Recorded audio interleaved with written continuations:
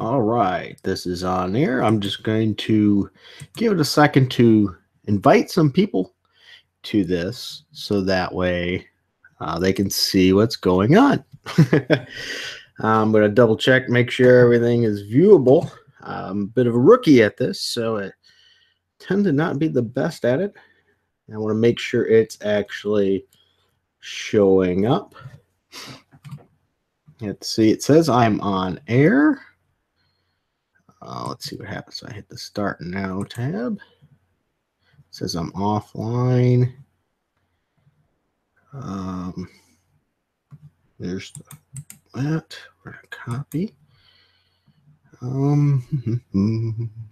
Says live now. To watching. Okay, so we do have a couple people watching. Good.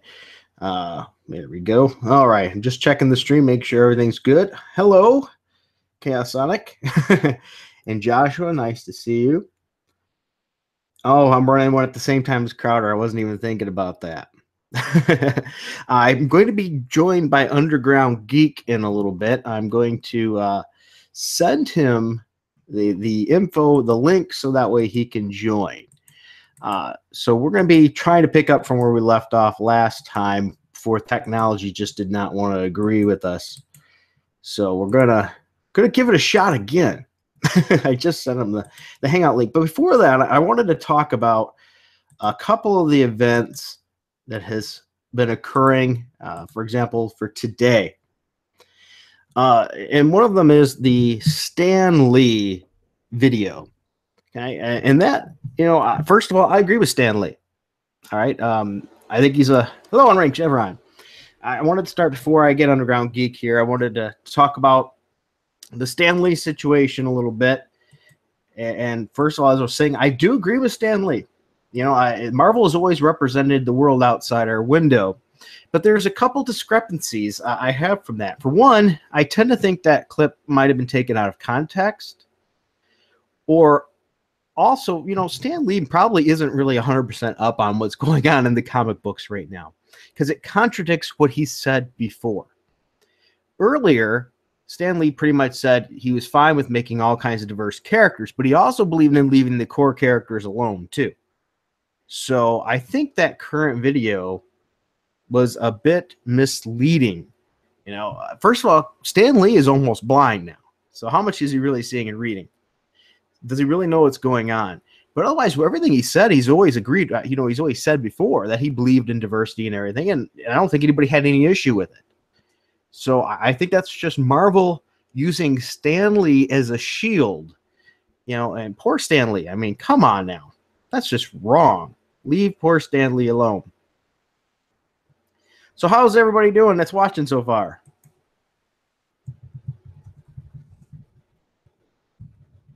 Let me make sure you can hear me first. There we go. I want to make sure you guys can all hear, and hopefully audio and everything will be working right this time. All right, good. I should have Underground Geek here any second. He just popped in. Hello, Underground Geek. Hey. Hey, nice to have you. I was just, while I was waiting, because I know it's a little bit before 8, I was getting everything set up. I was just saying my thoughts about the current Stan Lee video and how it was, I think, maybe a little taken out of context or misused. First of all, Stan Lee, as I said, is not very good eyesight, so he probably doesn't even really know what's going on much in the Marvel Universe right now. And he's always been for diverse characters, but he's also been firm into leaving the core characters alone. So I think it contradicts the very things he said before if you're taking it out of context. I think that's what happened there. Also on top of that, I wanted to bring up one other thing because it's before 8 o'clock. And that is, Marvel represents the world outside your window. Well, if that's the case, and I don't want to sound homophobic or anything here, there would be a lot less lesbian, gay characters and things like that in the books. Because if you read a Marvel book, you'd almost think there's one every 10 feet that you walk.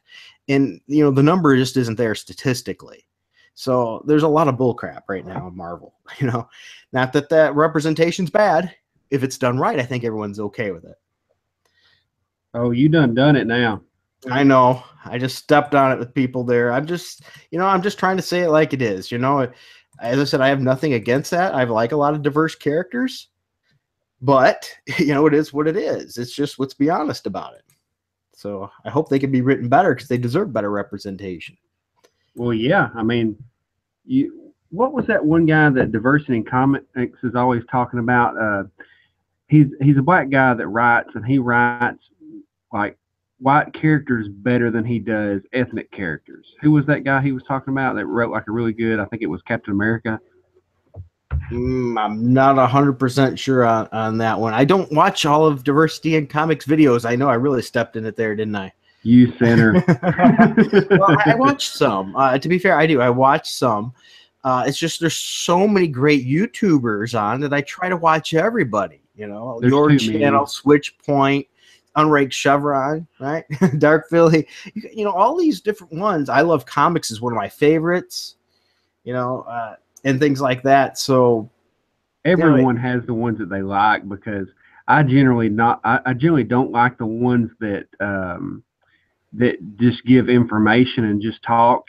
Basically, I usually like for somebody to have a spin, maybe something that entertains me a little bit. Yeah. And so don't get me wrong, I'm not bagging on any of the YouTubers. It's just there is so many good ones right now. I have a hard time keeping up. So some nights it's just like I'm playing catch up. People are, hey, have you checked out this video? I was like, I'm working at it. Douglas Ernst videos, Captain Comics. There's so many good YouTubers on right now, and each one has their own little niche. Comics Division, I like him for certain things. It's just too many. There is. Yeah, that's a good problem to have. Like last weekend, I think it was Captain Cummings and Diversity in Comics both released like 4 or 5 videos a day on Saturday and Sunday. Yeah. And I was just behind. Yeah, I can't keep up with that. I mean, I work a full-time job, a part-time job, and have a family. There's just so many, to watch.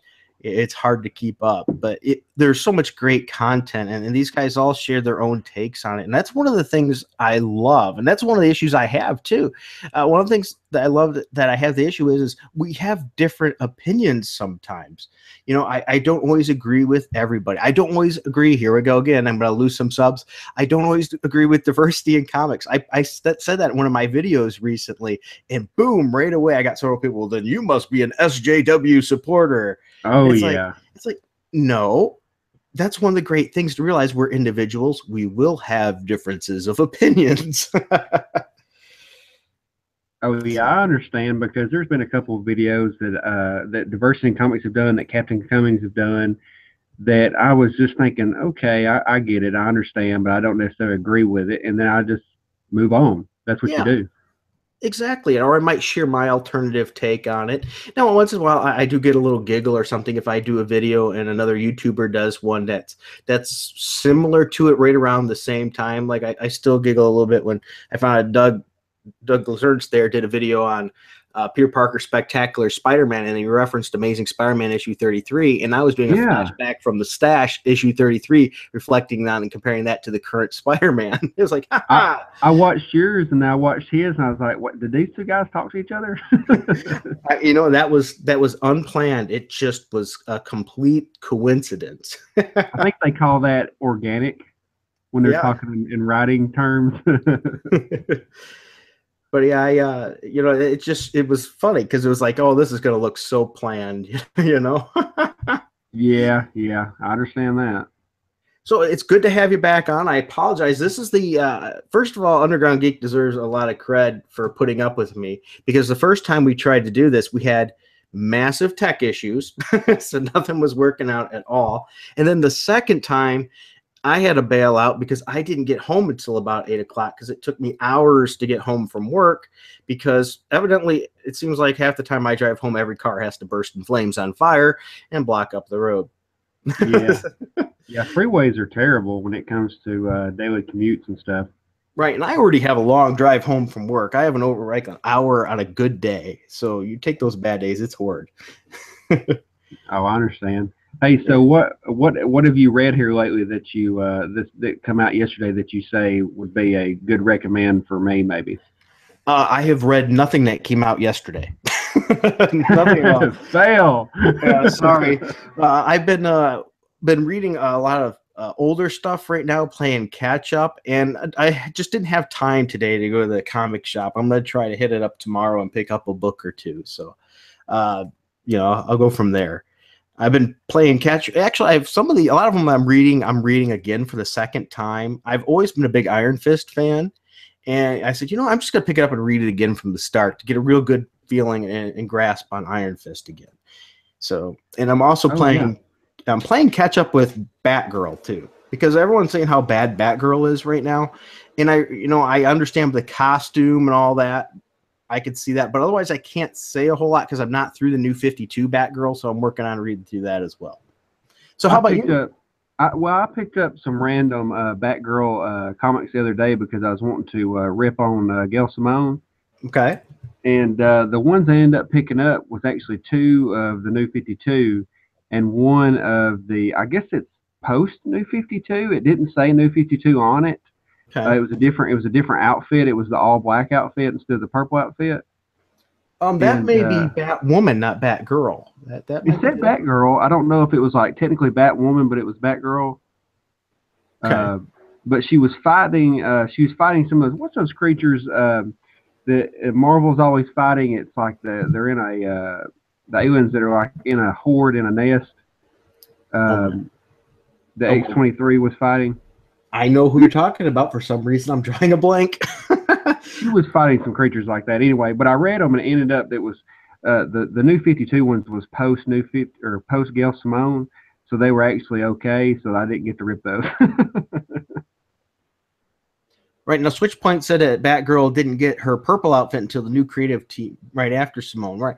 Yeah. So, okay, you're talking to her new, more of a cosplay kind of outfit. Yes. Oh, okay, that was the ones I got. Mm-hmm. Yeah. Okay. I knew that was after Gail Simone. Okay, I see. I was thinking the black one, which was Batwoman. My mistake. Oh, the Brood. I love comics. Thank you for saying that. I saw that the Brood. In my head. I was even picturing it in my head. She fought Captain Marvel, when she was Miss Marvel. Fought him. I just could not think of the name to save my life. So the Brood. Thank you. I love comics. See, you guys are there to save me. Speaking of Batwoman, who is actually reading Rebirth Batwoman and likes it right now? I'm not. I can't say anything. Anybody in the comments reading Batwoman that likes it? If so, I read it just because she's actually a very, very good character. It's one of those better written, diverse characters that DC can do so much better than Marvel. Mm-hmm. But now, in the last couple of issues, it's really become like heavy-handed. I don't know if like they're just lost their way or if they're just trying to fill the gaps until the next arc or something. But it was rough. One of the reasons I'm doing the Iron Fist reading from the very beginning and trying to make myself really, because I've always been an Iron Fist fan. I've read a lot of his stuff, but I hadn't read everything. I'm trying to read it all and get a real good grasp, because I think I'm gonna do a flashbacks from the Stash video, or maybe just a comparison video, Iron Fist to Iron Fists. That book, so one good book compared to a crap book with the same character. Oh, have you watched my review video of one of the Iron Fists? I did, and that was one of my inspirations to do this. Oh my gosh. Well, I want to portray this is Iron Fist done good, and this is Iron Fist done bad. Really bad. Yeah. The artwork. I mean, I'm sitting here looking at your picture, your profile pic that somebody had drew for you. Yes, I did not do that. That could be in the comic book and would be better than the artwork that I saw. Oh yeah, I've been getting a lot of great art and seeing a lot of great fan art of. I don't mean fan of me necessarily. I mean fan of the YouTube people and things like that. That's just, I think, exceeds Marvel artists right now greatly. So a lot of great stuff. Dark Philly is drawing a picture for me right now. I think that I may end up using for my new profile pic, but I think you'll like it. Are you much of a Venom fan? Do you really want to know the truth on that? You're going to say no. I liked Venom early on when he was a complete psychotic nut. I thought he was a very interesting bad guy against Spider-Man. He was like all the powers of Spider-Man without any responsibility whatsoever. And I really liked it. Then when they started trying to spin him into a hero, I didn't like him as much. Especially when they had miniseries after miniseries after miniseries. During that period of time, after like the first one or two, it really went downhill. And then when it went back to went to Flash Thompson, I really liked that Flash Thompson one. Oh yeah, see, that was my favorite. The 2001 run was actually the one that made me start reading Venom again. And then when they changed over back to Eddie, I was just heartbroken. I felt like they had taken my puppy that I had raised and fed and took care of, and then they had run him over. Yeah, I came into reading the Flash one without high expectations, but I really liked it, especially like how he had his own arch enemy, which was similar to Spider-Man with Green Goblin, and he had the Yeah, not Hobgoblin, he had Jack-o'-lantern. Jack-o'-lantern. Yeah, and I really liked how they did Jack-o'-lantern. And like in the last video I told you, whenever Venomverse started, they had Venom back as Eddie Brock, and he fought Jack-o'-lantern, and the fight lasted 2 panels because they wanted you to know that this Venom was the real Venom. Yeah. It is what it is, I guess. So I hope they don't turn him into a Marvel SJW character where it's one punch kills everything. oh yeah, I would not be happy. Shoot, I lost my train of thought of what I was going to say. Oh yes, I know what I was going to say. If anybody's watched this that has not went to I Love Comics channel and watched the Gabby Awards, I strongly suggest it. It was a great time. I'm not pimping it because I was on it. Well, yes, I am. That's not true. I'm pimping it because I was on it, but it was a lot of fun. I mean, I had a great time being on it, and everybody that I've talked to that's watched it really enjoyed it too. So, Polo Darkwater, I think he either did a video or did a tweet where he was talking about I'm going to read this comic by the Gabby Award-winning author. We really need to make that happen. We need to start bringing that up more. The Gabby Award winner. Oh, I Love Comics. If you're still on here, there you go. You need to do stuff that says a Gabby Award-winning author or whatever in the stuff. That would be hilarious.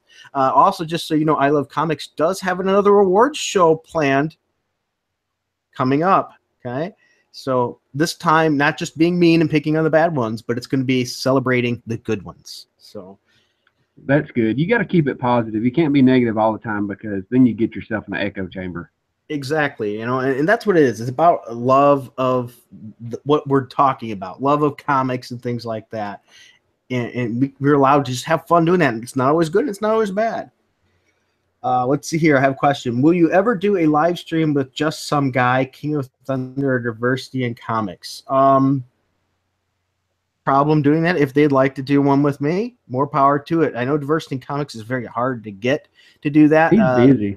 Yeah, he's busy cranking out his own. Maybe the other two would be more likely. And if they're interested, they're welcome to have it. I have other ones planned already coming. I like to work with a lot of people that don't have as big of a following yet to give them a chance to get noticed, as well. Thank you, good sir.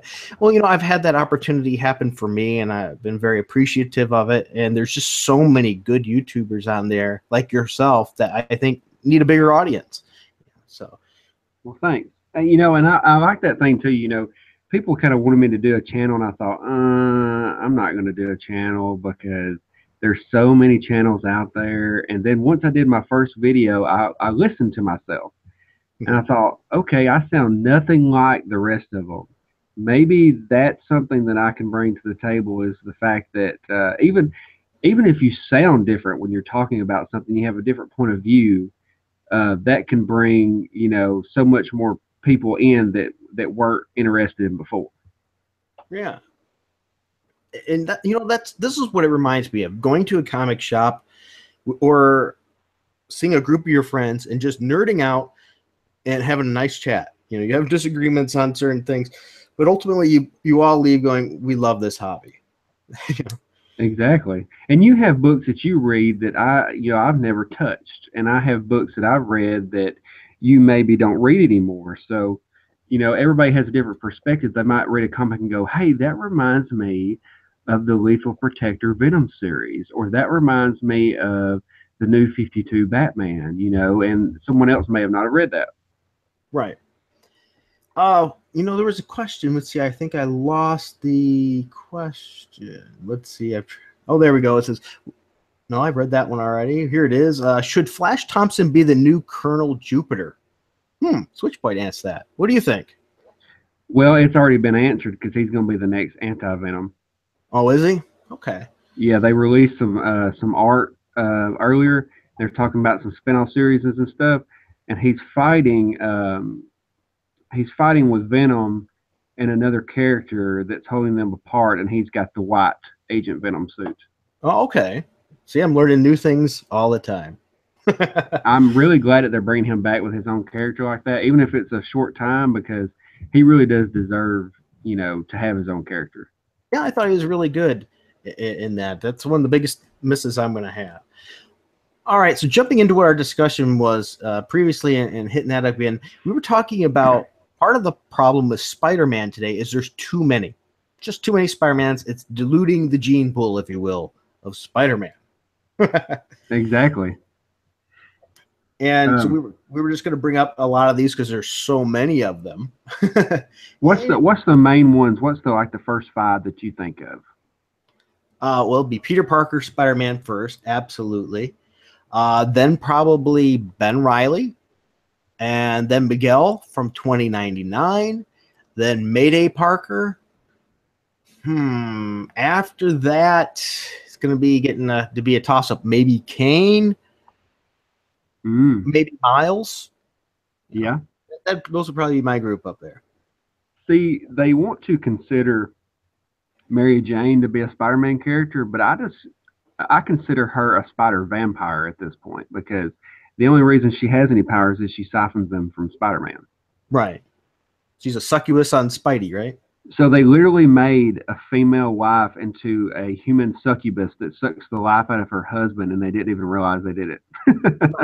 Once again, you've got to depower Spider-Man in his own book. Even though I will say that book has got a much better writer, at the helm than Dan Slott. So yeah, I read I think I was issue 11. I think was the last one I read when they had the giant Green Goblin robot, and I was kind of like, oh goodness, what's happening here? I mean, that would be a good chance to do like a kids comic, but it wasn't. It's supposed to be an adult comic. Well, I will say Jerry Conway's had a very hit and miss career. He has wrote some amazing Spider-Man tales, absolutely, and some of the ones that he's written has been the iconic ones. But he also is known for having some too that were absolutely horrendous. To be fair, he started writing Spider-Man as a teenager. He was very young when he started writing on Spider-Man. So sometimes that can be a good thing if that's all you know is Spider-Man, but you know him very well, then you can kind of bring that teenage perspective. Right. So jumping into these Spider-Mans, we have, of course, Peter Parker Spider-Man. That's the most popular. Then we had the Superior Spider-Man, which is also known as I'm going to masturbate with Peter Parker's body while thinking of MJ, which was disgusting. Oh gosh. Right, we talked about him before. Silk. Just as a reminder, did you like the Silk character? See, I like the premise of her. I thought that they really should have made her kind of like a Black Widow character, where because she pretty much was Black Widow. They locked her away. They were going to train her to be this thing, and then she escaped. And for some reason, she's been locked in a cage for 10 years, but knows pop references and acts just like an OMG teenage girl. And then it kind of ruined it at that point. Like, it had a good start with the character and the powers and the way she interacted with Peter Parker, but then it kind of flopped. Just for record, Switchpoint, no, actually, when Peter Parker's body, he thought about Peter's thoughts about MJ when he was touching himself, just so you know. That's just, gosh, it just makes you wonder if Dan Slott is just laying there in his bed at night, staring at the ceiling that has the Doc Ock poster and the bikini, and he's just wondering how he can ruin Spider-Man tomorrow. Well, I honestly, and I say this, and I don't mean this in a mean, I tend to wonder, because some people, Dan Slott probably had a family, he's divorced. I tend to think not. I tend to think he's a single guy, he's never had any, because any guy that treats, how do I say, intimate moments like he does, it's very childish. Like somebody that's never, it's like kids in the schoolyard lying and saying they got some. Hey, I got some last night. And it's fake. He tends to come off that way to me. Like he's never had that. It kind of shows you like, it's kind of like one of those situations where you have this guy that's never really experienced anything. He writes a short story and then reads it out in front of everyone, and everyone, that has had different life experiences hears that story and just thinks, "Oh my God," Right. you know? Now, and you were mentioning Silk too. I will say this: Dan Slott created Silk. I hated Silk the way Dan Slott created her. She was just nothing but a sex puppet for Peter. Whenever they got next to a sex puppet for Peter, that sounds dirty. For Peter Parker, every time they got together, they had that attraction, which was just stupid. And that's another one of those little things I'm saying. Like Dan Slott just doesn't write that in a mature way. And then after that, Silk got out of Dan Slott's hands and written by another writer in her own book, she became a good character. So When did they take over? well, it's when she got her own series. It was written by somebody else other than Dan Slott. I can't remember who wrote it off the top of my head, but it was actually a pretty Yeah. good series. So I had to check it out because I did a couple of reviews on some of her issues and they were just boring. well, yeah, But I'm I not gonna don't say know they're if the he was in best. it. Oh, and Yeah. Jason Roger put, "Is Amazing Spider-Man worth reading?" I'm gonna go with no, absolutely not. It's unless you like Peter Parker, Zuckerberg, Stark, with no responsibility really in the long run, and you don't understand Peter. But if you know how Peter Parker's supposed to be and understand Spider-Man, it's a smack in the face to Spider-Man fans. At this point, Miles Morales could come in, take away Peter Parker's uniform, say he doesn't deserve it, become Spider-Man on his own, and like generally be a better character if it was written more like the old Miles Morales, and I would probably read that. That's how sad this Amazing Spider-Man has gotten. Right. All right, and I agree. Now, and I thought, okay, maybe Peter Parker, Spectacular Spider-Man will give us another take, and I was not real optimistic, to be honest. I was like, well, I'm leery because Marvel hasn't been good to Peter Parker in a long time, and it got Chip Zdarsky, and that's like saying, oh, great, we have two piles of poop to choose from. Which one do you want to stick your face in? Exactly. Yeah, they're both bad. If you want to know my take on Chip Zdarsky's Spider-Man, I have a review on that. Go ahead and check it out. You'll see my thoughts. Speaking of Chip Zdarsky, have you read that Sex Criminals that everybody won't shut up about? I have not. I haven't read it either. I was hoping maybe you did, so I wouldn't have to. No, I've had no interest in picking that up at all. So Basically, I don't know if you know the premise, but basically, it's any like you sleep with people and you gain superpowers. I mean, it would be Chip Zdarsky's wet dream at this point, but you sleep with people and get superpowers. And I instantly thought of that book, and I can't remember if he wrote it or if Mark Waid wrote it. I can't remember who wrote it, but it's that Powers book series that become a TV show on PlayStation for a little while. I instantly just thought of that.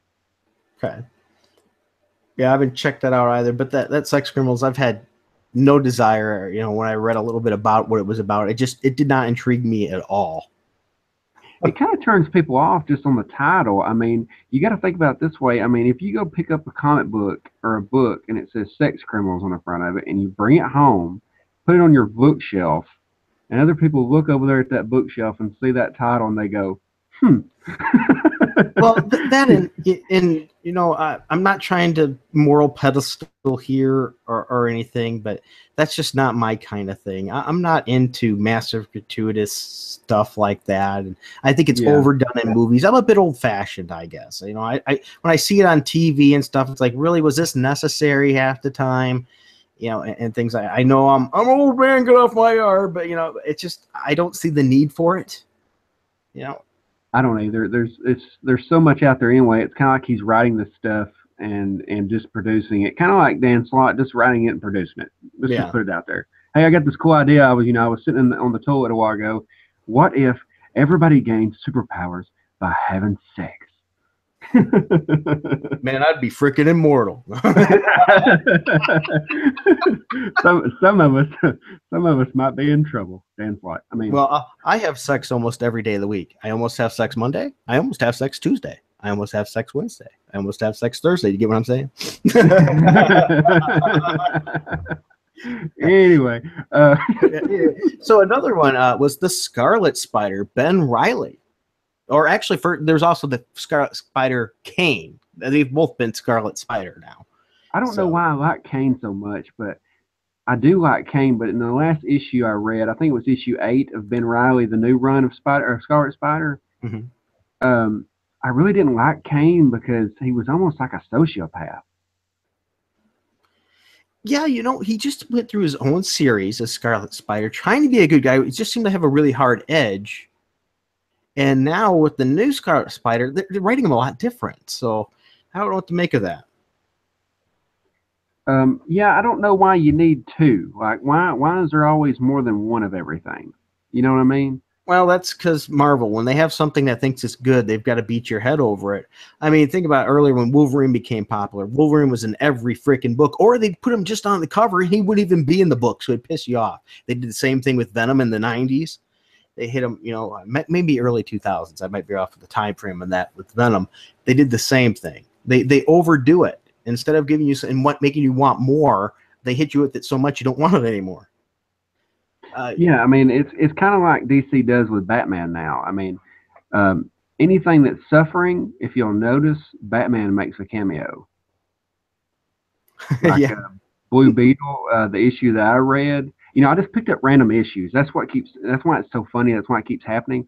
I'll pick up a random issue and talk about it, and Batman will make a cameo.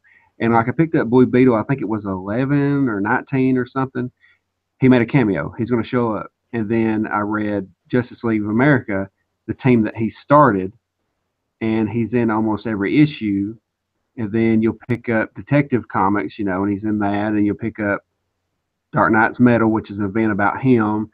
I mean, of course, I never get tired of Batman because he could be in every book and it wouldn't matter.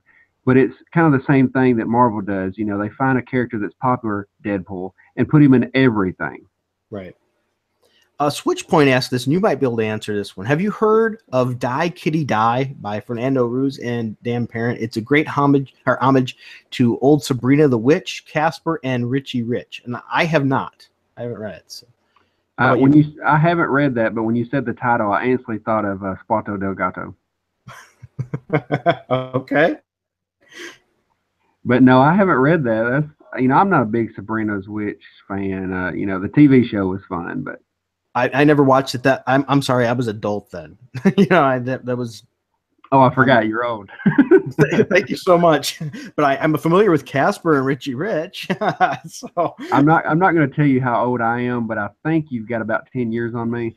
Well, thank you so much. But, I want to keep as much information as me. Yes. About me privileged as possible. I understand that it's safer that way. Speaking of that, did you see the latest news about that guy trying to call out Diversity in Comics and then his little buddy trying to dox him about his Amazon account on Twitter lately? Is this another one now? This is a new one, and his name is like something in Spanish. I keep saying Cthulhu because I don't understand the language. He's one of those fake Latinx people that throws a random Spanish word in there. And he called out Diversity in Comics multiple times and was talking about he wanted to knock his teeth in. And then somebody said, well, he's got, his name's Richard C. Meyer. He's got an Amazon account right here. And then I called him out about 4 or 5 times, and Diversity in Comics called him out 4 or 5 times. He never responded. Yeah, it's the old keyboard warrior. I don't understand these people. That's why I try to tell everybody, like Polo Darkwater, he has that incident going on now with I don't think he said anything else more about it. Maybe he's trying to keep it secret, but he had that lady that was like stalking him to his comic book stores. Yeah. Trying to find out about him. You've got to keep this information privy because these people are just like waiting around trying to get information on people. And that's why I go under Captain Frugal. I took something that, I'm known to be frugal, and I'm a big Captain America fan. I'm merging together and I wear the mask and stuff to help keep some of that, because there's just too many crazies out there, It's very hateful crazies. It's sad because there's so many great people out there too. Yeah, it's kind of like that, it's always like that though. You'll have that one crazy person in a group of 100 good people, and that's just the way it is. Like people talk about, why do people do these things?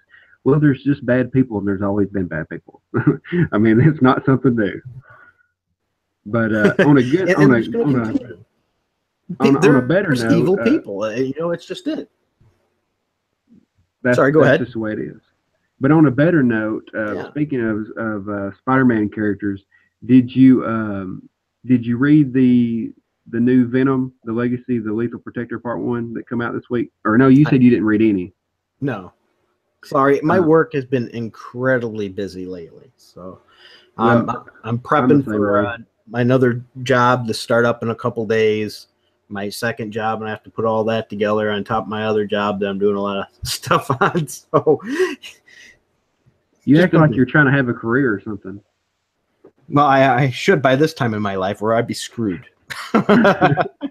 Well, I'll just go ahead and tell you, like, I was going to do a video on it, Mhm. and like, I was so blah when I got done that I just closed it up and put it back in the bag and just like continued on my business.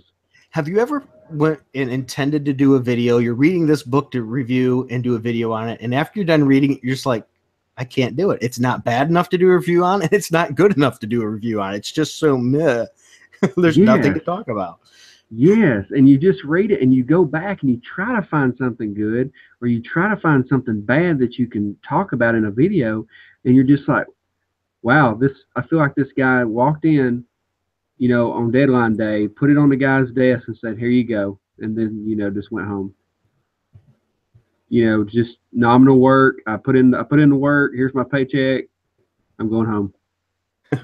This no finesse, nothing nothing good about it. It's just here it is, nominal work. Take it. Yeah. But Well, anyway, so I did that recently with the Miles Morales and Spider-Man, Peter Parker Spider-Man book. I got that read. I was going to do a review on it, and then I seen I Love Comics and others did reviews on it, and there really wasn't anything else to say. It was pretty good. I mean, it wasn't action-packed or anything, but it didn't poop on Peter Parker. It was probably one of the better books of the Generation series, but I didn't really have anything else to say, so I was like, okay, I'm not going to do that one after all. yeah, I mean, just move on to something better. Yeah. So what would So you what's the next spider character you got here? the next one I have on there would be Ultimate Jessica Drew. Oh, that's my girl right there. Oh, you like that one, the Ultimate Jessica Drew? Yeah, I like the costume. Like I know what everybody likes the yellow and red costume, but I think the one you're talking about is the all red costume. It's basically like the Spider-Man costume, but her hair's sticking out. Actually, this one's black. It looks more like the Black Widow. Oh, With okay. that side on that. Then of course there's Miles Morales, and I like Miles. I liked Miles actually when he was in the Ultimate Universe. I don't like him as much now. When they ported him over, it's just not the same. He lost a lot of what made him special. You know what would have been cool if the Ultimate Miles Morales had showed up maybe, and like I don't know, captured this Miles Morales, like threw him into some kind of time portal, and he went to his world, and he stayed in his world and pretended to be him, Mm-hmm. but was almost like a bad guy. I think that would be more interesting than what they have now. Somebody in the comments, I lost who asked it how to respond directly to somebody in the comments. You hit the @ symbol first, and then type like the first few letters of their name. You'll see a list, and you can just click on them and then do it. But I think somebody might have answered it already before I got to it. Oh, yep, they already got to it. I'm too late. Never mind. $1 late, day short. Okay. I don't know if you can do it with the phone app. I don't know if you can do it mobile, but you can online. I just learned how to do that not too long ago myself. I felt real savvy. And then I wonder how the heck I can keep up when they're really busy ones. How I about like it. since this is considered Spider-Man, the Ultimate Spider-Man version of Spider-Man. Not the current cartoon, but the one before that. How did you like that version? I don't know if I really kept up with that one very much. That Ultimate version. Yeah, you didn't miss anything. Yeah, I guess that's why it fell off my radar because I was more about the Ultimate Miles when he was fighting the big blob venom and everything. This one's from the cartoon series. And Oh, that's why. That's why. Yeah, right. I didn't keep up with him. I was interested at first because I heard it was going to have Luke Cage and Iron Fist in it, and then they're out of character too. It's like, come on. Oh, is that the one where he's like training to be an Avenger? And he's working with Shield. Yeah, I watched a couple issues or episodes of that, and I was like, oh my god, and I moved on. Yeah, it was crap, man. They made all this tech for him and everything. It just wasn't Peter Parker. All right, well, just jumping back a little bit later, another Spider-Man version was the 60s version of Peter Parker, Spectacular Spider-Man. Did you watch the 60s cartoon? I did. Just a tad here and there. You know, it was kind of like whenever you watch the old Hulk TV show. Mhm. If it was Which on one? reruns or something, the Lou Ferrigno one. Okay. Well, because there's also Hulk cartoons and things too. Oh But, yeah, I was talking about like live action. Yeah. yeah. I watched reruns of that one. Not when it originally aired, so I'm not quite that old. But I watched reruns. But I do have the DVD set of them too, I like to. The cartoon is terrible. It's good to watch with little kids though. Yeah, but little kids like anything. Little kids like Peppa Pig. Well, yeah, my kids like Peppa Pig, but I tell you, they don't like anything. They did not like the previous Spider-Man cartoon. They did not like that at all. Did they Did they watch the Sinister Six one? The 90s one, you mean?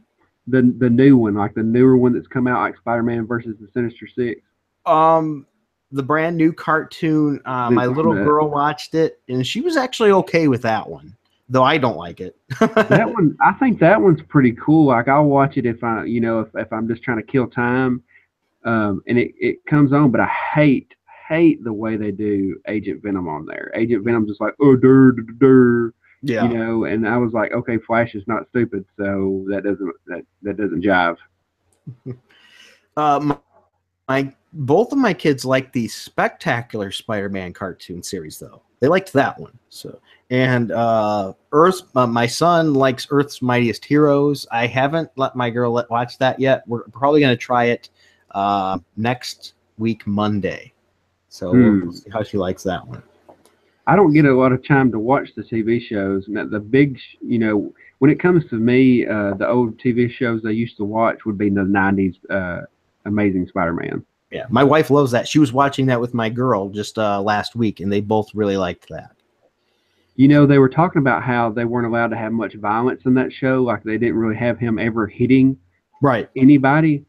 And it hit me. It's almost like I got red pilled when that happened because they were talking about it, and my whole world started spiraling out of control. And I thought, they're right. But I didn't care because I just loved the show.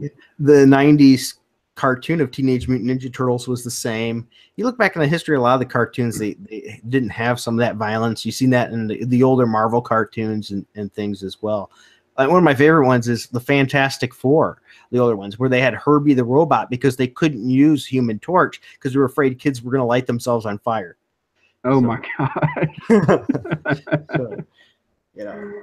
It is what it is. Okay, another one was from a franchise they've tried to make bigger, and that was Spider UK. They're trying to grow the Captain Britain universe. Yeah, we talked about that last time. I thought that was kind of a cool idea, but didn't he get killed? I don't think so. I think he's actually guarding something now or something like that. I could be wrong. That's a very comic way to get rid of a character. Yeah, I forgot what it was, that totem or some crap like that. I think he's guarding to protect everyone from the inhibitors or some garbage like that. I could be wrong though. I just answered one of the questions and typed about the new cartoon series. I think sucks balls. How do I feel about the 90s Iron Man cartoons? I know they get a lot of hate. I really like them. I like those 90s Iron Man cartoons. Anything 90s was good because it was so cheesy. It was good. Yeah, the second season was better than the first. They even switched the digital animation for him. I am Iron Man. The music and everything was just cool. So I dug it. And the second season was more like Force Works. So I dug it. That's okay. Everybody's got their thing. Like I've got some stuff that you probably don't like, and you've got some stuff that maybe I've never even heard of. So I mean, that's cool. Well, and vice versa, I'm sure. I mean, first of all, you've got that anime guy for your. See, it shows you what I know. I'm not into.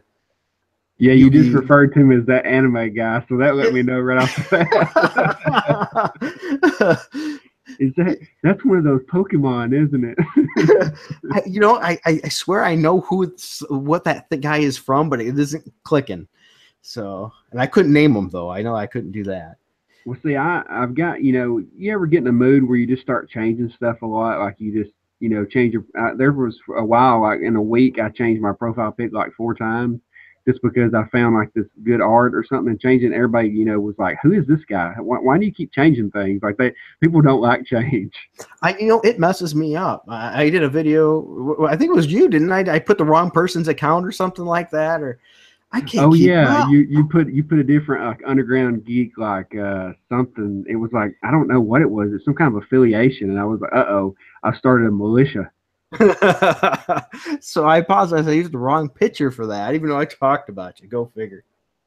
So if you quick question here, you don't watch much anime, do you? Or did you watch anime when you were younger? The closest thing I could say I did to anime was I watched some Voltron and Oh, stuff like that. That was about it, I think. did you ever watch? Speaking of Ultron, did you ever watch any Gundam or anything? No, I did Oh not. man, we could have. That's what we need to do next time. We need to have a video about me telling you about like all the different anime TV shows to let you in on stuff, and then you can do a video let me in on some things.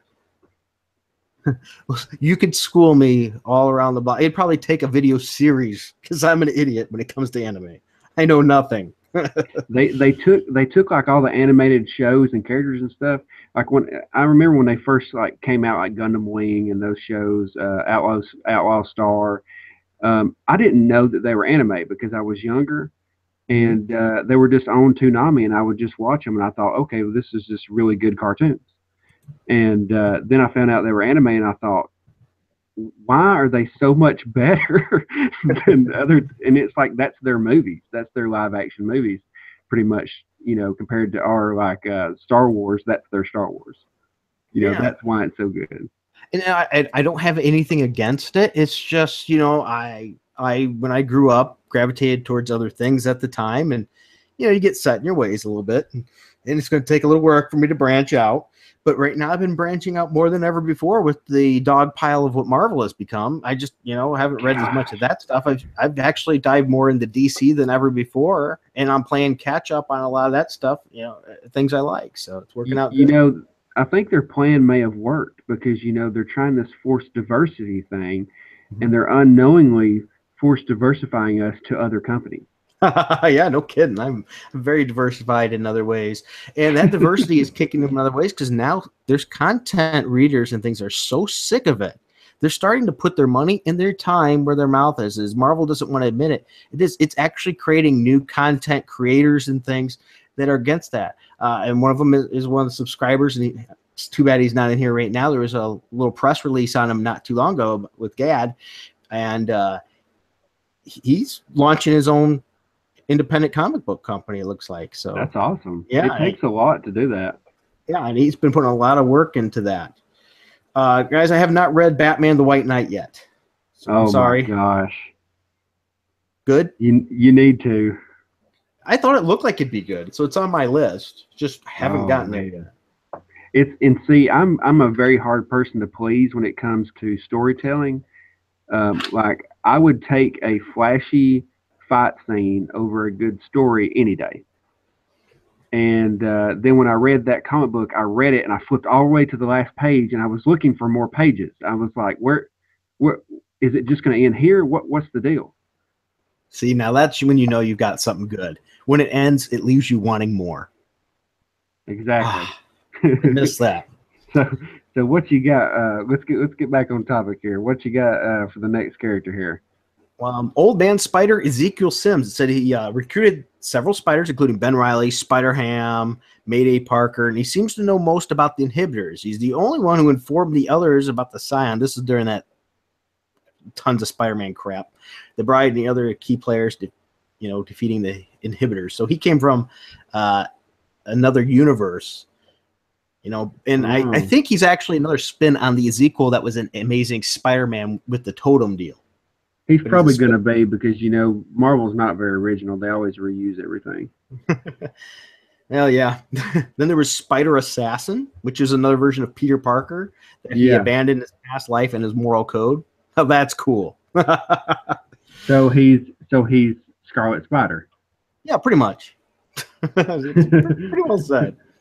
Ashley Barton, the daughter of Clint Barton and Tanya Parker. Peter Oh Parker. man, she is something else in that Old Man Logan comic.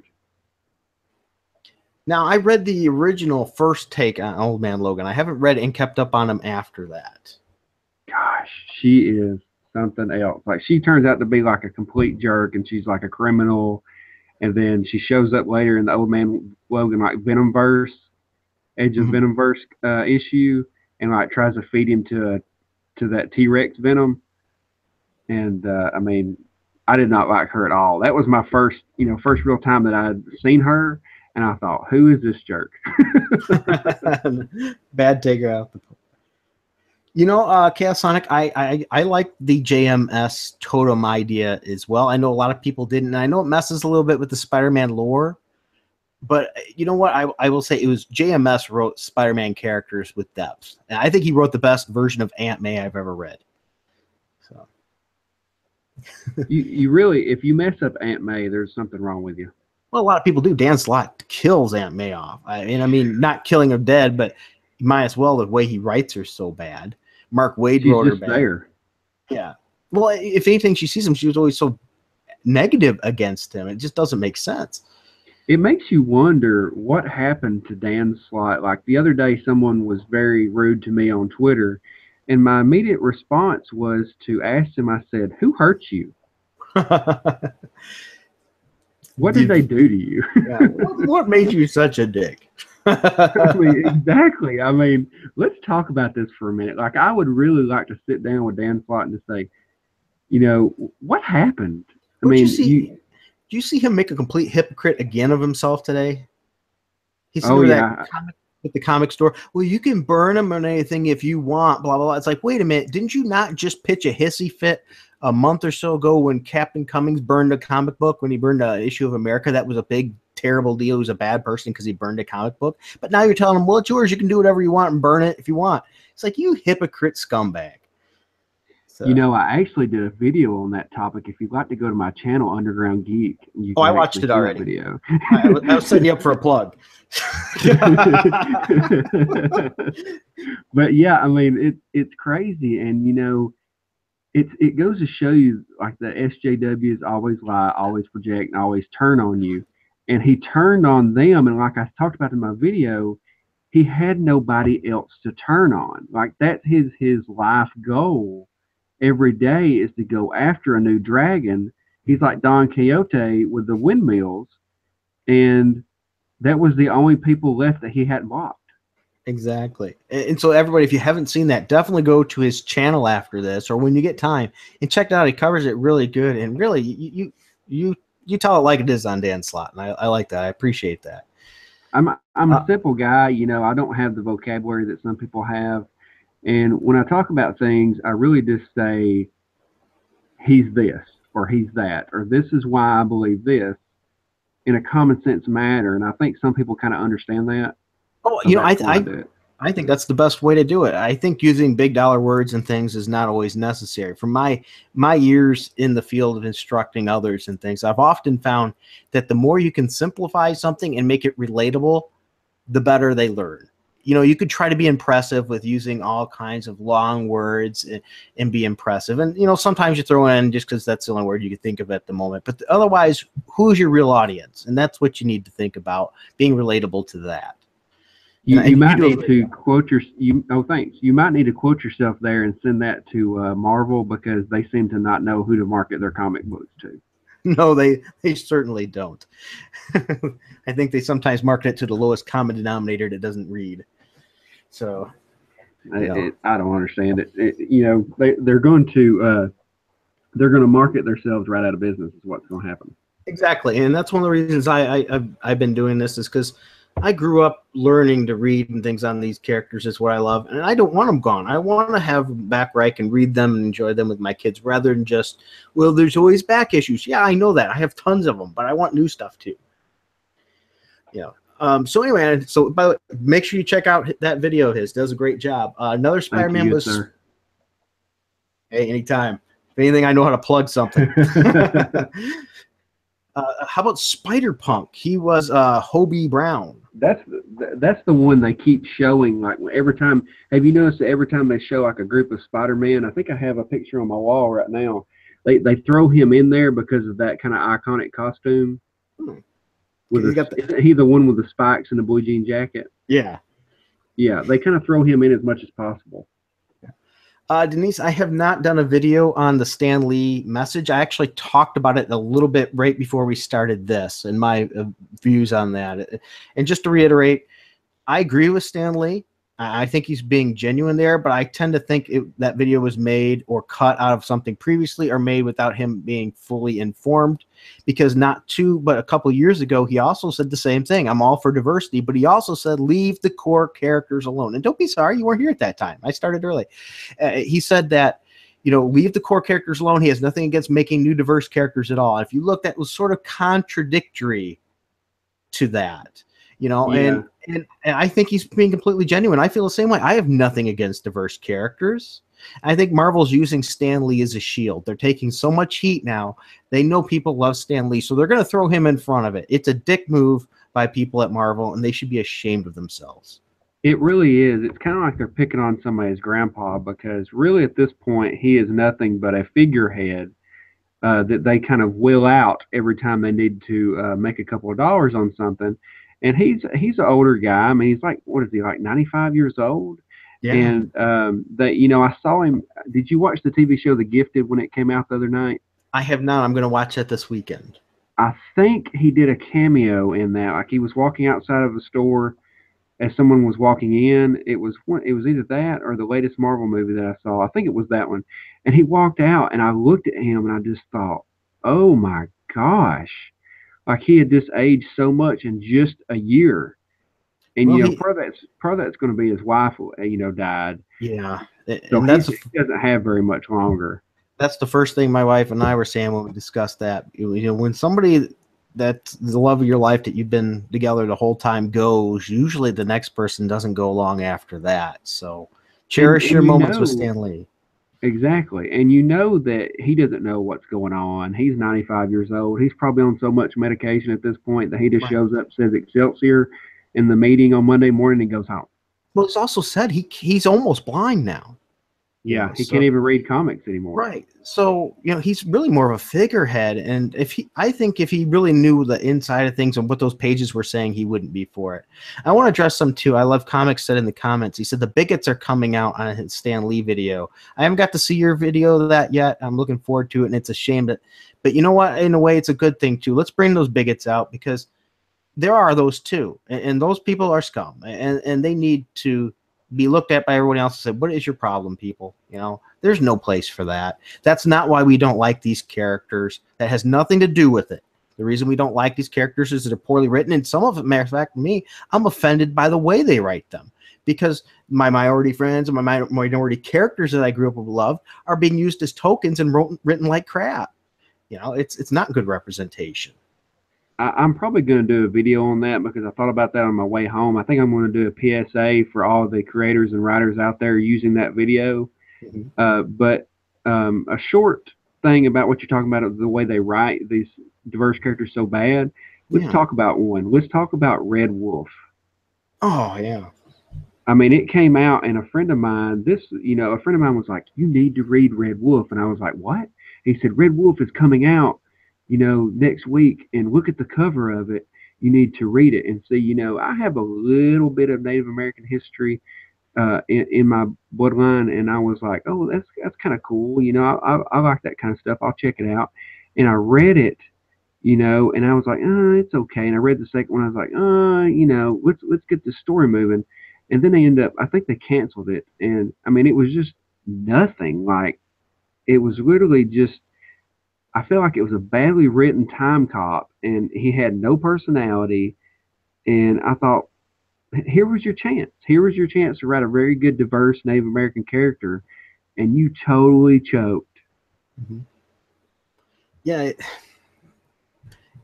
All this, we're talking about Stan Lee too, and for him to understand what they're doing with these characters, I can't in good conscience, and I'm speculating here, so take it for what it's worth.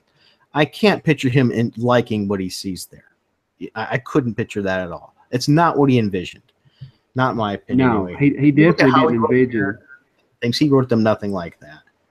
Oh, He by the definitely didn't envision Amazing Spider-Man selling under 50,000 a month. I definitely think he didn't envision that. yeah, exactly. Oh, good. The Nerd Wonder's back. All right. Oh, that Nick mentions, he said, I miss Rhodey, Blade, and Luke Cage. They were great superheroes at one time. And I agree with you 100%. Rhodey's dead. Blade doesn't have near the attitude he used to. And what happened to Cage? It's like they deballed him. He was so great because he had that pissed off, bad attitude, but yet he had the good buddy attitude too. He's I, always there for his buddy. He just doesn't have that now. I have one. I have three words for Luke Cage that you'll remember from a video that DNC did. Mm-hmm. You love me. And speaking of the Rhodey, the Nerd Wonder did a video about Rhodey and how she was, not happy that they killed him off while drawing him at the same time. Good stuff. I wish I could still draw. Not saying I could ever draw that good. Maybe I couldn't, but. And you just wait because the Punisher is going to be the new War Machine, and they've already said, they keep saying this over and over. And when they write these, when they ask these people about these storylines, they say, "Well, we wanted to write something that wasn't really a superhero story." And I'm like, "He's a superhero." And then they said, "Well, he's going to get the suit and he's going to abuse the power." And and I was like, "Okay, so you're going to turn him into another Nazi cap?" Is what you're trying to say? Yeah, I mean, why not put him in the suit and just have him go to town on the drug dealers? I mean, there we go. Blow him to pieces. I mean, have him go fight some wars anyway. Yeah, and speaking of shooting, another version of Spider-Man was Spider Cyborg. It was another version of Peter Parker, Earth 2818. I don't know that I've ever heard of that one. He early on it says Superior Spider-Man who upgraded some of his weapons, including a sonic weapon that was enough to temporarily incapacitate Karn during that Spider-Verse crap. Oh yeah, I know what you're talking about now. Okay, that threw me off a little bit. Yeah, I know who you're talking about there. Yeah. So, once again, if Marvel truly cared about diversity characters, why did they kill Rhodey?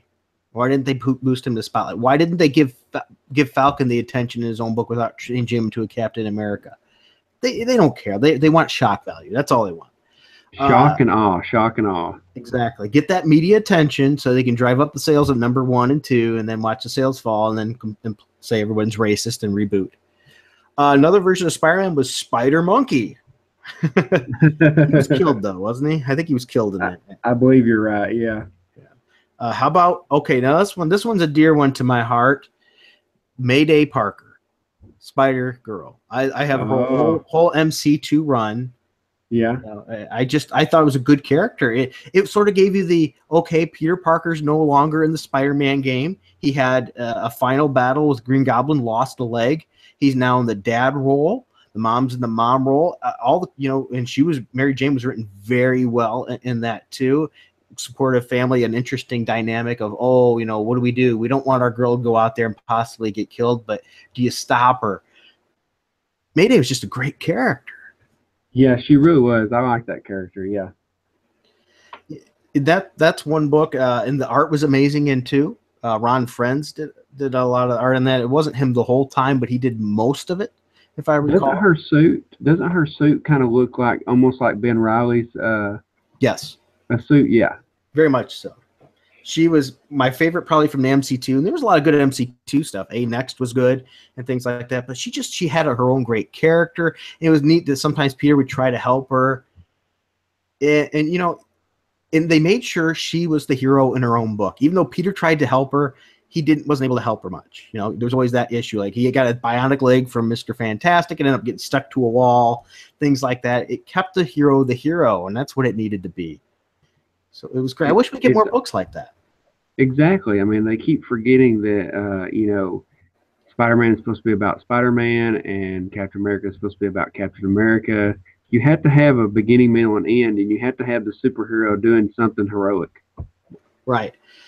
DeFalco was just, good writing. I will say maybe his writing of a teenager wasn't spot on for how teenagers would talk, but the stories were great.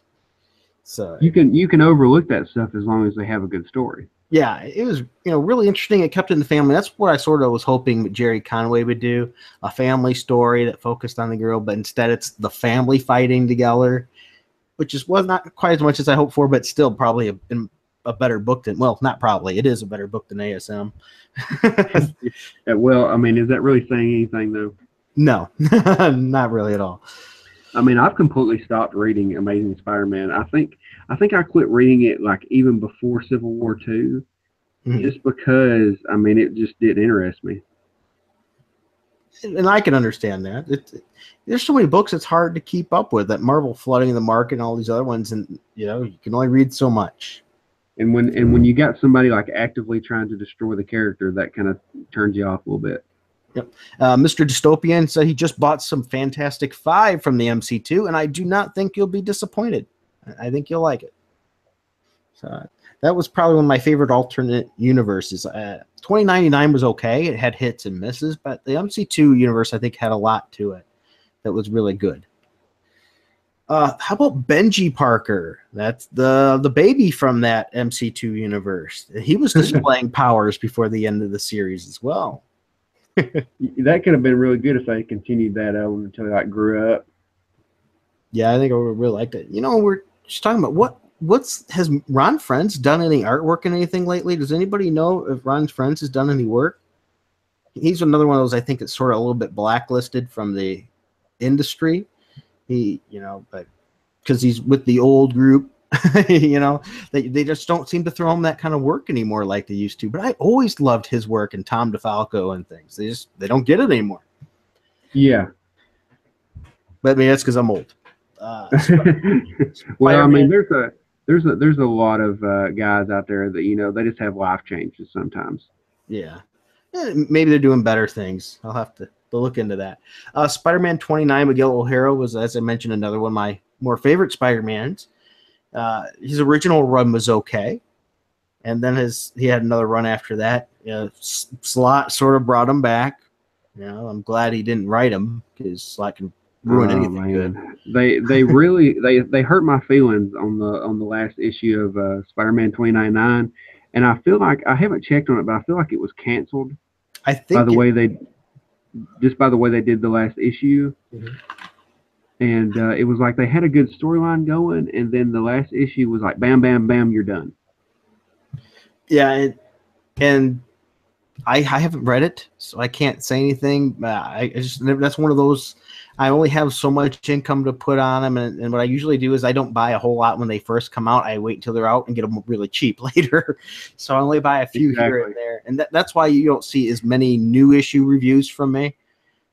So I try to keep up. I have a friend that's still in the comic store business, so I get to read some here and there for free, but I don't take them home. So if I'm going to take them home and scan them to do a review, or what I did recently is I bought an issue instead of scanning all the pages. I got the book pages online. You could do Comixology. Oh wait, that's right. You ripped on me for that, didn't you? I may. Oh yeah, somebody was saying no. Somebody was going at you about it or something. They said something. I was like, he called you a thief. You're a thief. Yeah, that's what it was. Because he said something about. Yeah, it's like I only do the ones that I've actually bought, and I used an online site to do it, so I didn't have to scan the pages because that takes a long time. It really does. But you could do Comixology, and you could get the issues on there. I think they're actually cheaper than the physical copies. Yeah, but that's the thing. I buy the physical copies. I'm old school. I like to have that. So I buy the physical copy, and I don't want to turn around and buy a digital copy. So I have a choice. I can either spend an hour scanning all the pages, or I can go, oh yeah, and go to this website. I've already bought the issue. I'm not stealing it. I'm just going to use the images from there. So, speaking of that, digital issues and everything, are you planning on buying or doing a video on that Patriotica? I did a video to support it earlier on when it was was out there to get funded. But I've already seen a lot of really good reviews, so I don't think I need to dip my hat in the ring. I watched yours on it, and Mim Hendrum's. I watched his as well. So I wanted to do a different take on it because I didn't want everybody to be like sweepingly loving it. Hmm. because when I read it, I honestly had a headache. Like I was like, "What? This is so messy." Like you know how Stewie is on the Family Guy, who goes, "It's just messy." That's the way I felt like it was when I read it. I was like, "What's happening? I don't know. Why are we moving so quickly to this next scene? Right. Where's the rest of the story?" But then the artwork was so good that I think a lot of people gave it a pass. Well, I But think part of it is you're so used to decompressed storylines now that one wasn't that way. Stuff actually happened. exactly, like everything wasn't explained to me, so I was just a little babe in the woods. I was lost. Yeah, it's like this is what a comic book is supposed to be. I'm not used to this anymore. Yeah. Exactly. I I mean, mean, it felt like, and of course it's a whole new world. It's a right. whole new world. It, But you have to understand what's happening. It'd be like if you read Batman for the first time. You don't know what's right. going on. So I've read it and you've read it. Just going back, I know you've already reviewed it and everything, but now that you've had more time to think about it, if you were to give it a letter grade, F is a fail, A is, awesome. Everyone should run out and buy it. What grade would you give it? Hmm. Can I give it some categories? I was trying to think of an all-encompassing score, but sure, you can Oh, break it okay. down on how you So got there. if I was to do an IGN all-encompassing score, I would give it. Hmm. I think I'm going to go with a 7.5. Okay, so that's a C, around C, almost a C plus, right around Hmm. there. I'd give it a B. I think that, like you were saying, the art was fantastic, and it's not just because the chick. I mean, the art was actually uh, the story. I think at the beginning explaining what's going on, but maybe that's going to be given in a further issue. I thought it was fast paced and entertaining to get you involved right away. And then I also like how you pointed out too, it was sort of jarring on how they went from the fight, okay, she's back, and then boom, she's training right away. Maybe Yes. they should have had the training start the next issue. Yes, they Yeah. should have. They should have an epic battle in the issue, and then that's it. Mhm. But nonetheless, with that said, I would say it's a buy. I'd give it a B, and it's definitely an alternative. If you're sick of a lot of the crap that's coming out, that's something that might be worth supporting and checking out something different. And they even went into the uniform because I was wondering how they're going to explain that without just oh it's stars and stripes. It does look a little hokey, but they brought that up, and I think that was nice. So, and I have nothing against the stars and stripes if you can't tell. Yeah, yeah. Another one of the Spider Verse was Lady Spider. It's her backstory said May admired technology, but she was constantly prevented from reaching her full potential because she's a woman in accordance with the customs of her time, inspired by a spider who bit her and refused to be caged. She built mechanism arms and web shooters and became the heroine Lady Spider. Uh, I don't that really sounds know. like that sounds like every SJW's wet dream. Now, okay, how about this one? A six-armed Spider-Man version. Think about that. He would never have to use the same hand twice in a Oh week. gosh, is it Spider-Man 2211? He was on Earth 92-100. Is his name Jemoth Bourne? I don't think so. He was Okay, killed too. there was a different one that I saw that has 6 arms, and he's Spider-Man 2211. Yeah, he was trying to get rid of his spider powers and accidentally, oops, he got 6 arms. That's kind of like what Spider-Man did because wasn't he messing around with some stuff whenever he gained like the man spider form? Yeah, and I think that's where that came from. It was sort of like a ha-ha joke to that. What was it, like only 1 or 2 issues where he had 6 arms in ASM? So, oh yes, there's a Spider Pig. There's a Spider Ham. If you haven't read Spider Ham, that's awesome stuff. It was originally in There's Star a Comics. woman version of that too. There's a female Spider Pig. Yeah, let me go down here in my list and I'll pull it up. But yeah, there's a female version of Spider Ham. Oh, well, yeah, that Uh, one I was not aware of. let's see, I saw it earlier. But anyway, yeah, Eric they do have a female version. Eric mentioned Maddie Franklin. Not much of a character, but one of the most moving comic book deaths ever. Yeah, her death was pretty brutal and pretty bad. It's Oh, amazing. If only I would have cared about the character more. here it is. It's Sweeney Girl, Swiney Girl. It's the daughter of Peter Parker, the Spider-Ham, and May Parker continues her father's legacy as Sweeney girl, or Swiney girl, whatever. So it's his daughter, I think I Spider-Ham's like. daughter. I think I like what the Nerd Wonder put better. She put Mayday Spider Swine. Oh gosh, there you go. I think it's a much better name. Now I've also noticed this mentioned in the comment section a little bit too. Spider-Man Noir. Oh yeah, see that I like Spider-Man Noir. He seems really interesting. Now was his origin the video game? I'm thinking you're right. Like, did he even have Spider-Man powers? Let's see. Because the gun and everything, I can't remember if he actually had even Spider-Man powers or if he was just like a detective. I think he did. I don't think he had exactly the same abilities though, but I'm pretty sure he had powers like more strength and stuff like that. Yeah, but he seems really cool though. Like, I'll have to go back and like try to find like some issues with him in it if they have any, because he seems like a very interesting character compared to some of these Spider-Man now. All right, Switchpoint did say yes, he was from the game, and he did have the powers. Did he have the same exact powers, though? I would imagine that he would be weaker, because they always do. When they do these steampunk kind of characters, they always do something different. They can't make them just like them. I've never played the game. That's one of them I don't have, so I usually get ripped on for that. You haven't played it? No, there's a few Spider-Man games I haven't played. There's a lot of games. I have a backlog of a zillion games sitting here. So I'm trying. I'm not much of a gamer. I like to play through them. I think the next one I'm going to play, that's part of my hard part, is picking what game to play next. I think it's going to be Clock Tower 2 on the PlayStation 1, I think it's on. Oh, so you're like an old school gamer. Well, I have, well, sort of. I don't have the new systems, the Xbox One or PlayStation 4, but I have the Xbox 360 and PlayStation 3, and I have tons of systems. Just, I get games when I find them cheap, and so I have a big stockpile to play through, and they're new to me. Dark Philly says she rocks the Roller Coaster Tycoon. Did you play that game? I used to play that game. I have never played it. Oh man. Oh, Nerd Wonder mentioned Clock Tower. I'm going to do a video of me beating Clock Tower, one of the endings. I beat it twice because it has 6 different endings. I'm going to do a video where I have the ending on one of those. I just got to edit it and put it up. Did you play any of those like Command and Conquer games? I played one many years ago. So, been a long time. I only played those with a cheat code. And it was still hard.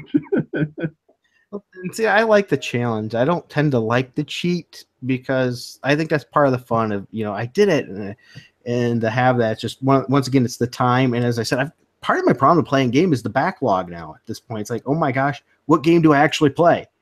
I mean, the last time I played a game was 3 weeks ago, and I beat Condemned. And I've got a video of that. I'm going to put it up this month because it's the Halloween-themed month. So I'm going to put up the Beating Clock Tower. I'm going to put up Condemned. I'm planning on doing a flashback from the stash with, don't nobody rip me off here, Cap Wolf. Yeah. And even that's better than Nazi Cap. I liked it when they did that with Captain Falcon, when they made him the werewolf. I think I mentioned that in the last video. I liked that whenever they was like, Captain Falcon werewolf. I was like, how many more things? Okay, let's make him Spider-Man now. We're going to have Captain Werewolf, Falcon, Spider-Man. All right. Switchpoint just schooled us, by the way, as well as Chaos Sonic said. Chaos Sonic said Noor's powers was from the Spider Totem and thought it was from a cursed Spidey artifact. Then Switchpoint said he was a basic strength, power, speed, and agility proportionate to a spider, has spider sense and organic webbing. So he was like Tobey Maguire. Yeah. Okay. So there's a question from Nick W. Was Peter and MJ's baby daughter erased after Brand New Day? They have the daughter in the Renew the Vows. Yeah. So I'm not sure. The Brand New Day, isn't that the one where everybody says it's the SJW like opener? Yeah, I mean that's a whole different universe and a whole different take too, without Mayday and everything else. So is that like an Elseworld you're saying? The new one, yeah, But it's completely different universe and everything else. So but to renew the vows, I mean, she has a daughter in that one, so I mean, yeah, she's still around. yep, for now. Another one, speaking of female Spider-Mans, was Gwen Stacy Spider-Woman. Oh gosh, you You talking know, about Spider Gwen? yeah, she's actually quite popular though. She is because she's like the original Gwen character. Yeah, and I think her costume's pretty cool. I'll give her that. It is. It's very easy. You know, it's very easy to copy. And then she's Mhm. got those little. She's got like very feminine colors in her uniform. Like she's got the teal shoes and things like that women kind of like. And then she was popular there for a while, and she was that diverse character that everybody kind of like pop culture wise. Mhm. Yeah, it's a pretty interesting character, so I'll give her that. And Joshua Daughtry, I am familiar with Brand New Day. Was the follow up to One More Day. I've suffered through all that crap too. Yeah, which that's one of the biggest turnoffs to me in Spider-Man history ever. Spider-Man does not give up. Spider-Man does not quit, and he pretty much quit there and gave up on his family. You know that. Yeah, he made a deal with the devil essentially. When does Spider-Man do that? You know. Exactly. I mean, he would never do that. Now, the only ones that I've seen, that if they ever do make a deal with the devil or something like that, it's usually spun. They don't just leave it. Hey, I made a deal with the devil. Like, he's usually got some kind of other thing going on. But yeah, I don't believe that Spider-Man would ever give up. I mean, that's it's not his DNA. Right. In personally too, I think that would be a great point to revert the Marvel universe back to. Have something happen, Cosmic Cube or whatever it was. Everything from the point of when Peter made the deal with the devil was all fan fiction crap that never happened. Spin it all back to before that. Fix stuff. Speaking of that, speaking of the comic Cosmic Cube, something that really grinds my gears about that whole Deus Ex Machina crap is okay. So the cube fixed everything and left Natasha dead. Black Okay. Widow. She fixed everything in Secret Empire and left Black Widow and Rhodey dead. Right. Couldn't she just fix them?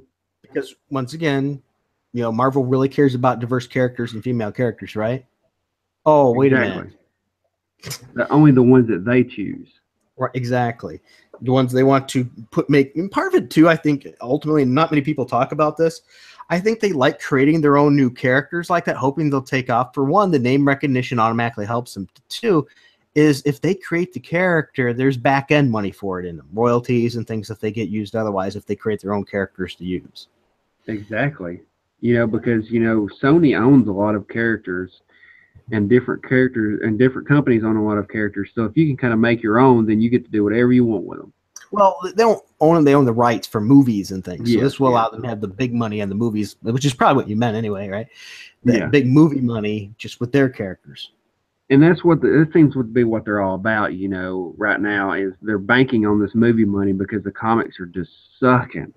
So if they can't do anything with the movie money, it's almost like they give up on the comic characters. Yeah.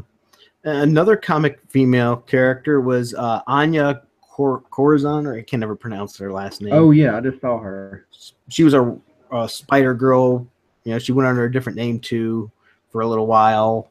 She was okay. I didn't think she was anything fantastic. Her suit sort of like a Venom kind of suit, or more like Spider Woman Carpenter, wasn't it? Jessica Carpenter. Yeah. Well, it goes to show you, you're saying that she wasn't that interesting. It's another one of those cases of we have too many Spider-Man characters. Right. And I read her book. I read the issues. There just wasn't anything there that made me really want to keep reading. So, of course, Spider-Ham. I liked Spider-Ham. I greatly enjoyed Spider-Ham in Star Comics, so I did buy It's those. one of those just shots in the sky, those lightning bolts that just kind of takes off. Now there was a robot one, which is SP//DR Spider, like a robot android kind of Spider-Man during the Spider-Verse. I So briefly heard of that character. I washed a lot of Spider-Verse out of my brain with Bleach because it was just freaking another Deus Ex Machina ending bullcrap, waste of a storyline. Dan Slott, I think he's a good big picture guy. He can come up with very interesting big pictures, but everything else he sucks at. He can't do dialogue. He can't do the fill-in stuff. He can't pace a story. Every story at the end, it seems like it's all rushed to a quick, predictable ending. He really failed. Why don't they just team him up with somebody else? You know what I mean? Like, why don't they just let him go? Let him. Yeah, that would be good. But why don't they take him with some of these other people that they're throwing? Like, take some of these people that don't have any experience, like that girl that they throw on Black Panther that has zero comic book experience. Team up some of these people together and see if they can kind of bounce off each other and do a little bit better than what they're doing right now. Yeah. A new perspective, Hey, let's get Dan Slott out of his creepy old apartment and let's have him meet some people.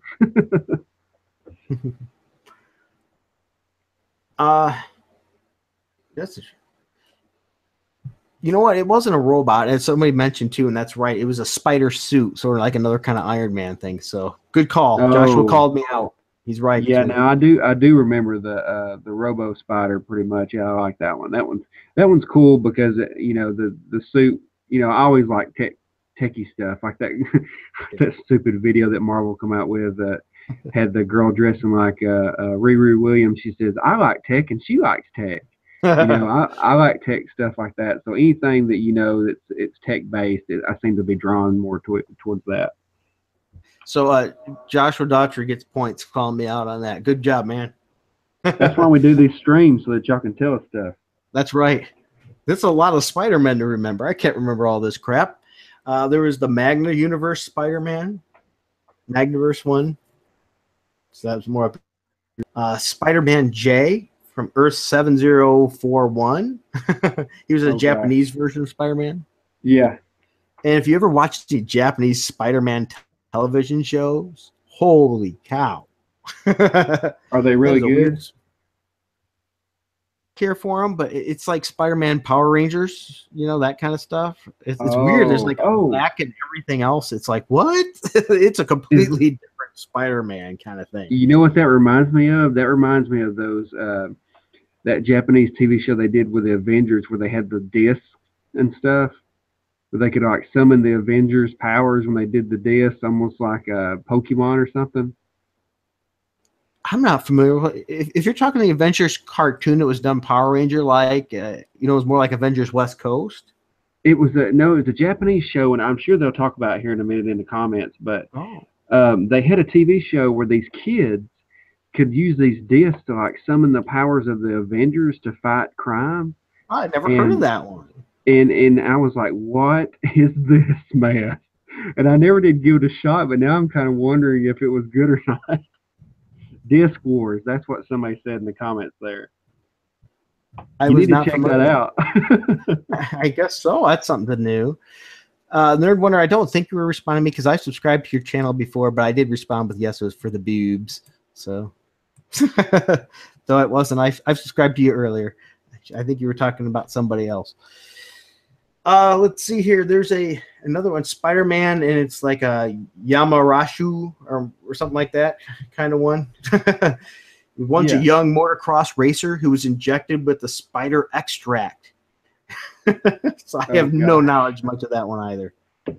Oh man, where are they getting this stuff from is what I want to know, because I think they took it from different cultures and things too. I think it mixed it. Chaos Sonic just mentioned a point too. He said Japanese Spider-Man was the one that started the Super Sentai, which started Power Rangers. Oh wow.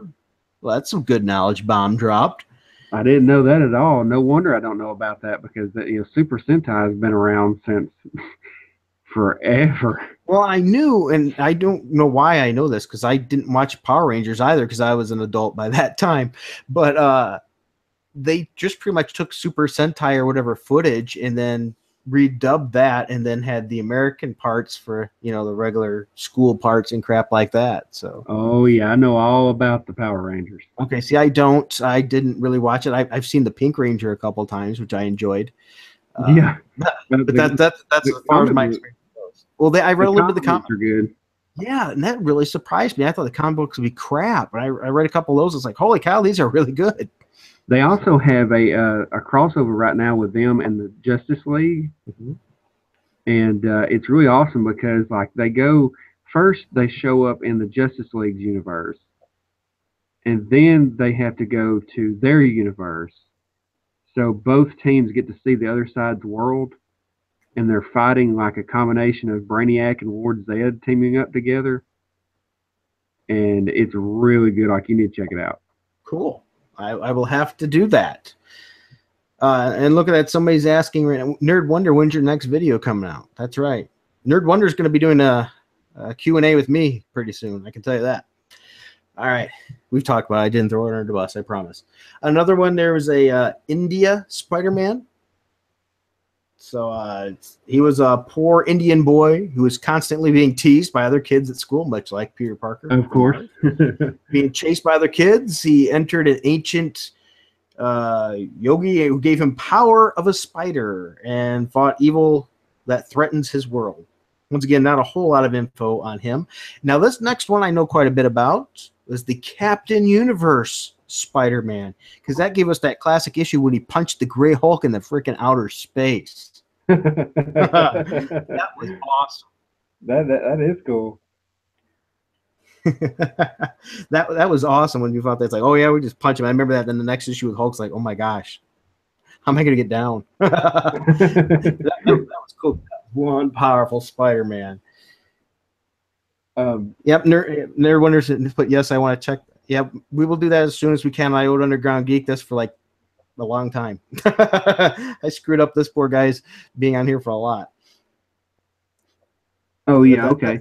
I just saw something interesting, and you may know about this because it's an Ultimate Spider Person. But can you tell me about when Kitty Pryde was Spider Girl?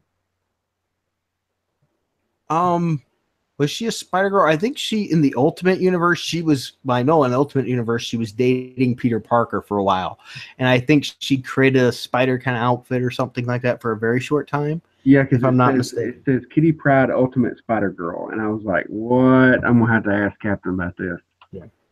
Yeah, they were an item for a while in that book. So. It seems like everybody's dating everybody in the Marvel universe. You know what I mean? Yeah, well, that actually was a pretty interesting couple. I'll give that one some credit. So, speaking of couples and things, anybody here, you watch Spider-Man and Amazing Friends? You know, I was always wondering, it's like interesting. There was Firestar, Iceman, and Spider-Man. You know, they were always going for Firestar. She would have melted Iceman down, if you know what I'm saying.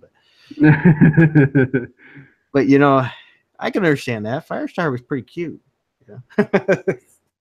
See, that was the thing, though. You know, the superhero women back then were that way. You know, they weren't the way they are now. Yeah, because they had to actually make them appealing. Mm-hmm. I also liked Firestar when she was in the Avengers. So.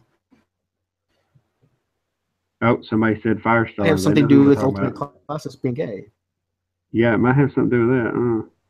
Well, Firestar was in the Avengers for a little while. Also was Justice. He was in there too. So he fit in very good, and the reason they left, but if I recall. Let's see here. Another. Go ahead. Go ahead. I was just going to go to another Spider-Man. Go ahead. On you, man. Oh, well, I was just going to touch on the thing. So, what is the deal with them, like, trying to take away all of these relationships in the comic books right now? Have you noticed that? Like, everybody that's with somebody, they have taken that away. I think that they think people can't be together with somebody else and have appealing stories, which I think is completely ridiculous. Same reason they broke up Peter Parker and MJ. They thought, well, you can't write compelling stories and things with that. I'm like, really? Are you kidding me? Just because you're married doesn't mean you're dead. You have a whole new set of different problems and stories. I mean, Peter Parker is all about responsibility. What better story of have than him juggling a family, having kids and everything else, and the dilemma of being a superhero? Is it the right thing to do when you might not come home to your kids and stuff? How did they think that's not good storytelling? Honestly, I think they watched too many Disney movies where the prince and princess rode off into the sunset and then the movie ended, and they can't possibly fathom what happens after. Well, it's just like they have to de-age these characters all the time now, and especially on the cartoons. They think a kid can only relate if it's another kid. I don't know about you, but when I grew up, when I watched cartoons, they didn't have to be my age. I enjoyed them as adults.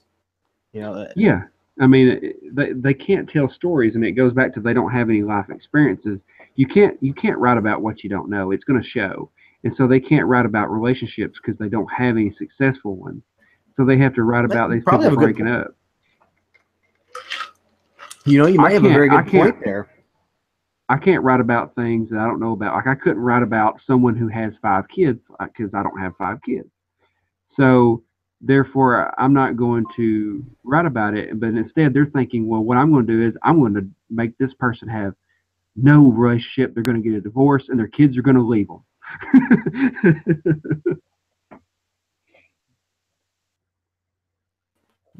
Are you there?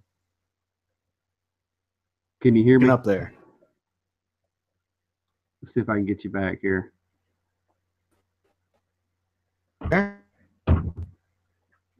Yeah, can you hear me?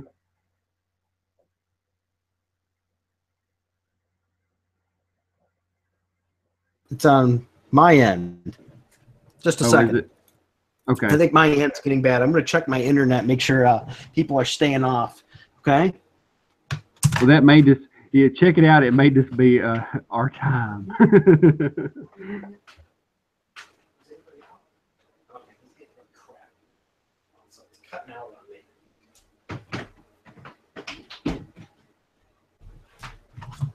Sorry about that. I guess it's my internet was getting bad. That's okay. Yeah, Chaos Sonic says, S.J. Marvel, they hate family. And I really think that is true. I think that they don't, well, I don't know if they necessarily hate family, but they don't understand it. It's like they've been given something. They've been given this ruby, this cube, and they don't know what it is to have it, so they ruin it. Right. Somebody else mentioned Lois and Clark was awesome. Yeah, it did. It focused less on the life of Superman and more the life on him together with Lois, and that was a nice take on it too. Yeah, plus, that's one of those benchmark TV series that will always go down as one of the best Superman series. I agree. There was another Spider-Man 2. He first appeared in Edge of Spider-Verse #3. He was possibly killed by Morlun as well, and it was the Spider-Man was his name. The Spider-Man. Don't get me confused. Was a brilliant young doctor who works for some kind of medical center specialized in bioengineering. Interesting. He sequenced his own DNA with that of a spider to get his powers. Okay. That could be a good origin story there because that has the makings of like a classic character. Yeah. There was also Spider-Man Bruce Banner. and then Peter Parker was the Hulk, right? He turned into a Hulk as a result of a gamma bomb. Yeah, Peter Parker did. Yeah, so he's a little bit beefy. And wasn't the Banner Spider-Man? He was like a completely different person, like personality and everything, wasn't he? Yeah. So completely different. There was also Spider-Girl Betty Brant. So that was another one. Oh, wow. She was killed off. There's another one, Captain Spider. That was Flash Thompson. Oh, man. Really? Yeah. He was bitten by a radioactive spider instead of Peter Parker. While trying out his new powers in a wrestling match against Crusher Hogan, Flash accidentally killed the wrestler. And he was wanted by the police. He was guilt-ridden, and he decided to use his powers to fight crime as Captain Spider, and it was believed that he was also killed off in Amazing Spider-Man #11 with that whole goofy story. Another dead one. Yep. They make them so they can kill them. Yeah. Yep. Well, Dan Slott loves to kill characters. I think for a little while that was his whole thing. Who am I going to kill next? All for the shock and awe, and people like, quick, and how can I kill him, and how can I make it look like Doc Ock was awesome when it happened? Yeah. Well, I give him credit. He can write a mean Doc Ock. And that's it. Oh, so now Doug is live streaming too. Doug, why? What were you thinking? Well, okay, let me see how many people are leaving now to go to see Doug. For real. Well, I'm checking right now. Don't leave us. Dun, dun, dun. We'll see. Well, I'll talk about something. Yeah. I'll talk about something in the meantime. We dropped 6 right away. Oh gosh, losers! Now we're going to talk about the good stuff. Yeah, that's right. But I was going to say, you know, they keep killing off these characters, and you know, they have all these different Spider-Man characters, and I think I talked about this before, but why haven't they made any kind of other like insect-based characters in this comic book? You know, like I know they have Scorpion, you know, that's a criminal, but why haven't they made any of the other superheroes like team up with him that are based on other insects from like other programs or some kind of cool backstory, and then them form some kind of team? That would be interesting to me. Well, most of Spider-Man's villains, if you noticed, are animal-based. So, yeah. Mm-hmm. So, I was just wondering, you know, why don't they do? Oh gosh, now DNC is doing a live stream. Oh, and there goes the rest. That's it. Yeah, see, everyone's gonna take off. Well, don't worry, we won't be much longer.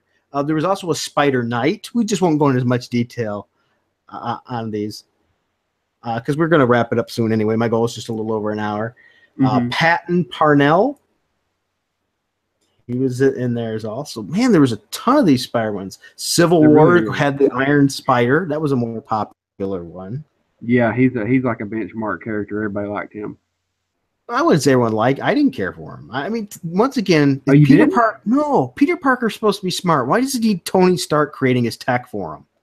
I mean, really, that's the big thing to me. There is Spider-Man is smart. He didn't need everybody to do everything for him. The more stuff like that, it takes away from the character and how good he was. But I will say, look, they did something, like something happened to him because, you know, he got really bad injured, and then his body healed itself, and then he came back, and I don't think he was the same character. I think that his personality changed. Something happened whenever he came out of that whatever like cocoon type thing that he healed his body in, and then he was just different. Yeah. There was also the House of M Spider-Man, and that's where the world was dominated by mutants. He received his powers the same way as the traditional version did, but he stops the burglar from robbing the studio, and as a result becomes a famous celebrity. And he married Gwen Stacy in that version, and they had a son together. Oh, it was my phone just telling me DNC is having a video. Oh gosh, even your phone's trying to get you off. Oh, that's not gonna happen. That's so funny. There was also the Spider Armor. Do you remember that one? It was like the silver armor. You could get that special cover issue with foil, and it had that. Yeah, it looked like a padded that one. Mm-hmm. I like that one. How about Fantastic Five Spider-Man? That was the one with the black and white suit, wasn't it? Oh, that was another version. That was with the regular Peter Parker when he wore that one. But this was from an alternate Earth, 772, and he was killed off. He was killed by Karn as well. Oh, of course. Yeah, and another person already mentioned this in the comments, but we knew about it, is Uncle Ben. He, was a Spider-Man in that other universe as well. Oh man. How about we like Renew Your Vows too, by the way, just so you know, Chaos Sonic. It's a pretty good story. Hold on. Don't be looping me in there with you. Oh, I thought you did like Renew Your Vows. I didn't think you thought it was one of the best. I apologize. Do you not like Renew Your Vows?